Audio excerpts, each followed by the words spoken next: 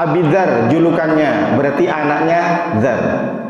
Atau yang kita kenal banyak anak-anak sekarang dikasih nama Abi Dzar Al-Ghifari. Abi Dzar ini nama aslinya Jundub bin Junadah. Nama aslinya Jundub, bapaknya Junadah. Ada di kampung Bani Ghifar, makanya dikenal dengan Abi Dzar Al-Ghifari.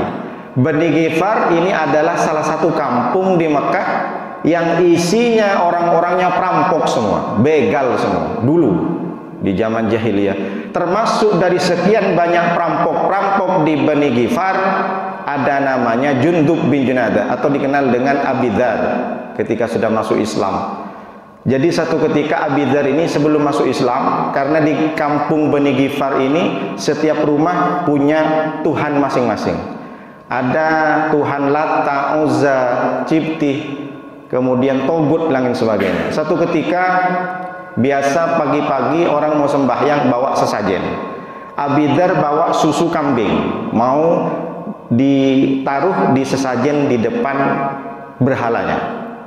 Lalu kemudian dia ingin sesuatu yang diinginkan, istilahnya mau berdoa, bawa susu kambing satu kaleng, ditaruh di depan berhalanya.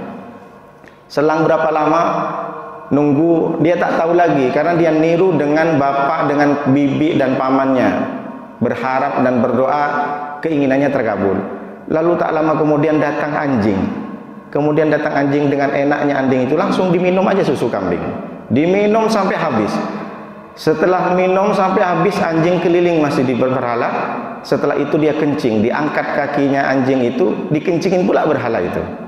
Lalu Abi Dzar berpikir, datang hidayah. Lah bagaimana aku bisa minta tolong sama berhala ini? Susu yang ku bawa diminum, berhala Tuhannya pun dikencing. Berpikir lama Abi Dzar, maka dia langsung dapat hidayah dari Allah seketika. Dia pasti mengira ini bukan Tuhan. Mana mungkin dia bisa menolong aku sementara dia tak bisa menyelamatkan susu kambing yang kubawa. Bahkan dia dikencingin tak melawan, kata Abi Dzar. Itulah kenapa di Al-Quran banyak kalimat afala ta'qilun, afala tatafakkarun. Apakah kamu tak berpikir?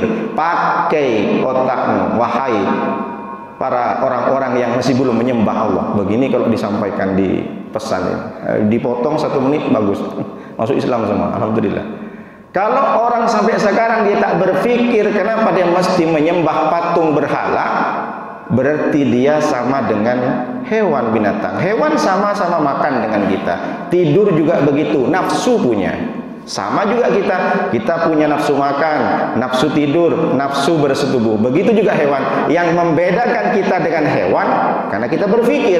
Maka kalau ada hari ini manusia tidak berpikir, tidak pakai akalnya, sama saja dengan hayawan, dengan bahimah, dengan hewan. Makanya Abi Dzar dia mendapatkan hidayah bukan karena didakwah oleh Nabi, bukan karena diajak oleh sahabat Nabi. Seketika itu dia langsung pergi. Setelah dapat hidayah, seketika itu dia cari sahabat-sahabat Nabi. Bagaimana caranya aku bisa dibimbing untuk masuk Islam? Sampailah ketemu dengan Rasulullah, bersahadat di depan Rasulullah. Ini Abi Dzar. Bapak Ibu biar tahu kisah Abi Dzar Al-Ghifari, bahwa menemukan Islam bukan karena dia mendengar ceramah Nabi, tapi dia pakai akalnya berpikir, mana mungkin aku bisa bertuhan dengan berhala sementara berhala itu tak bisa menyelamatkan sendiri.